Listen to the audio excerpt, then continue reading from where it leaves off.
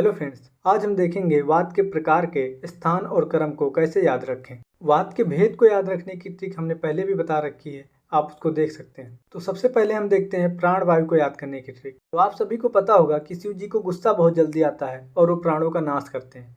तो हमारी यही ट्रिक है, शिव जी प्राणों का नाश करते हैं। तो सी से होगा सिर, वा से होगा उर, ची से होगा जिह्वा, प्राण से होगा प्राण वायु और का से होगा कर्ण और नाश से होगा नासिका। और अगर आपको ये स्थान याद हो गए तो आपको इनको क्रम को याद करने में कोई परेशानी नहीं होगी, क्योंकि सिर में अपने ब्रेन पाया जाता है और ब्रेन अपने सारे बॉडी को कंट्रोल करता है। इस प्रकार आपको ये क्रम याद रह जाएगा कि प्राण वायु बुद्धि, हृदय, इंद्रिय और मन का धारण करता है, यानी कि इन सबको कंट्रोल करता है।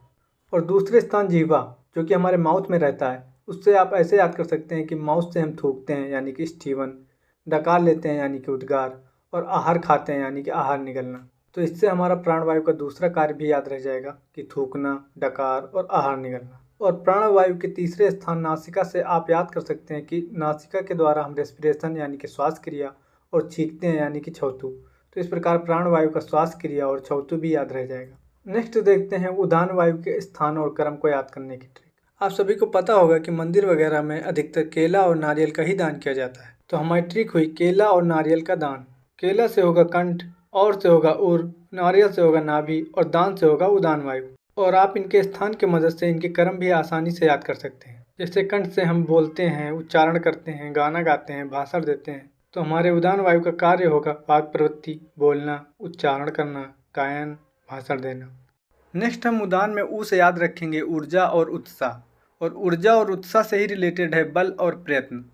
और यूवी में वी से याद करेंगे वर्ण और वाक् प्रवृत्ति। तो इस प्रकार एक सिंपल ट्रिक से आपको उदान वायु के स्थान और उनका क्रम एक साथ याद हो जाएगा। नेक्स्ट हम देखेंगे समान वायु के स्थान और क्रम को याद करने की ट्रिक। तो समान वायु की ट्रिक के लिए हमको समान वायु से ही याद रखना है कि खाने पीने का सामान, यानी कि हमारे शरीर में खाने पीने का सामान जहाँ इकट्ठा होता है वही समान वायु का स्थान है। जैसे कि अमाशय व पक्वाशय के बीच में और कोष्ठ में। तो ये दो स्थान हमारे समान वायु के स्थान हो जाएंगे। अब हम इनकी ही मदद से समान वायु का क्रम भी याद कर लेंगे। जैसे कि अमाशय व पक्वाशय से हम याद करेंगे कि अग्नि को बल प्रदान करता है। नेक्स्ट हम सबसे पहले खाना खाते हैं यानी कि अन्न का ग्रहण करना। उसके बाद उसका पाचन होता है यानी कि अन्न का पाचन करना। पाचन होने के बाद पोषक तत्व और मल का विभाजन होता है यानी कि सार किट का विभाजन, और लास्ट में मुंचन क्रम। इस प्रकार एक सिंपल ट्रिक से आपको समान वायु के स्थान और उसके क्रम भी याद रह जाएंगे।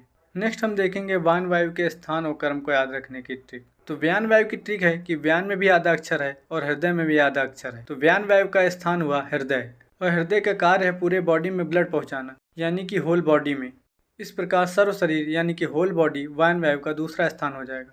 और जो हृदय के कार्य हैं वही व्यान वायु का क्रम है। जैसे कि रस रक्त का विक्षेपण यानी कि पंपिंग एक्शन ऑफ हार्ट, और दूसरा है रक्त रक्त का संवहन यानी कि circulation of blood and lymph.